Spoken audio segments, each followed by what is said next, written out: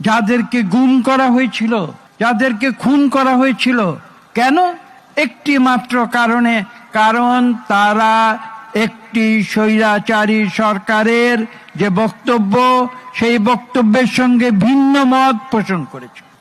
বাংলাদেশের মানুষ নিয়ে অনেক কথা বলা যায়, কিন্তু একটি বিষয় কিন্তু সত্য, আমি নিজের অভিজ্ঞতা থেকে বলছি, বাংলাদেশের মানুষকে যদি দুটি হাতে দুটি জিনিস দেয়া হয়, এক হাতে যদি দেয়া হয় অর্থ, বিত্ত, বৈভব, সম্পদ, আর অন্য হাতে যদি তাকে দেয়া হয় যে তুমি পাবে গণতন্ত্রের অধিকার, তুমি পাবে কথা বলার অধিকার, তুমি পাবে ভোটের অধিকার, তাহলে বাংলাদেশের মানুষ কিন্তু সেই অর্থ, বিত্ত, বৈভবকে বিসর্জন দিয়ে তাদের যে মৌলিক অধিকারগুলোর কথা আমি একটু আগে বলেছি, সেই অধিকারগুলোকেই তারা ছিনিয়ে নেবে।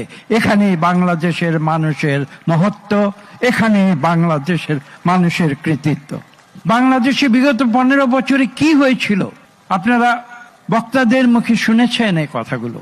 আজকে আমরা কেন সমবেত হয়েছি? আমরা আজকে কাদের স্মরণ করছি? যাদেরকে গুম করা হয়েছিল, যাদেরকে খুন করা হয়েছিল, কেন? একটি মাত্র কারণে, কারণ তারা একটি স্বৈরাচারী সরকারের যে বক্তব্য, সেই বক্তব্যের সঙ্গে ভিন্ন মত পোষণ করেছে। কিন্তু একথা তো পৃথিবীতে কেউ অস্বীকার করতে পারবে না যে ভিন্ন মত যদি না থাকে তাহলে গণতন্ত্র থাকতে পারে না। কাজেই সেই কারণে আমাদের সহকর্মীরা যারা গণতন্ত্রে বিশ্বাস করে, যারা বাংলাদেশের শক্তিতে বিশ্বাস করে, যারা বাংলাদেশের আদর্শকে বিশ্বাস করে, তারা নিজের জীবন বাজি রেখে তারা যুদ্ধ করেছিল। এবং সর্বশেষ জুলাই আগস্টের যে অভ্যুত্থান, সেই অভ্যুত্থানে ছাত্র জনতা তাদের বুকের রক্ত ঢেলে দিয়ে বাংলাদেশকে নতুন করে আবার স্বাধীন করেছে। আজকে আমরা একদিকে যেমন গুম খুনের শিকার বিগত দশক ধরে তাদের প্রতি শ্রদ্ধা জানাই, পাশাপাশি আমরা শ্রদ্ধা জানাই বিগত জুলাই আগস্টের ছাত্র জনতার বিপ্লবে যারা নিজের জীবন দিয়েছে। আমরা জানি যে হাজার হাজার মানুষ বুকের রক্ত ঢেলে দিয়েছে, হাজার হাজার মানুষ আজকে আহত হয়েছে, পঙ্গু হয়েছে, হসপিটালে আজকে আমি দেখতে গিয়েছি তাদের চক্ষু হারিয়েছে। তাদের মধ্যে প্রতিনিধিরা আজকে এখানে ছিলেন, আমরা তাদের বক্তব্য শুনেছি, তাদের কান্না শুনেছি, তাদের আকুতি আমরা শুনেছি। কেন? তারা জীবন দিয়েছে, কিন্তু তারা কোনোদিন তাদের স্বাধীনতার আকাঙ্ক্ষাকে বিসর্জন দেয়নি, তারা গণতন্ত্রের আকাঙ্ক্ষাকে বিসর্জন দেয়নি। তারা জীবন দিয়ে প্রমাণ করেছে যে তারা পৃথিবীর ইতিহাসের সাক্ষী হয়েছে। কেন? এই যে মানুষের যে আন্দোলন, আমরা যে বিগত জুলাই আগস্টের আন্দোলন দেখেছি, এটা কিন্তু আমি কোনো বিচ্ছিন্ন ঘটনা মনে করি না।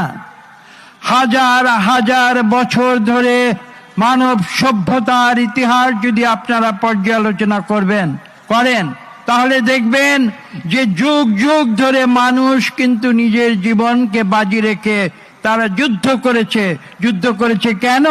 মানুষের অধিকার প্রতিষ্ঠার জন্য।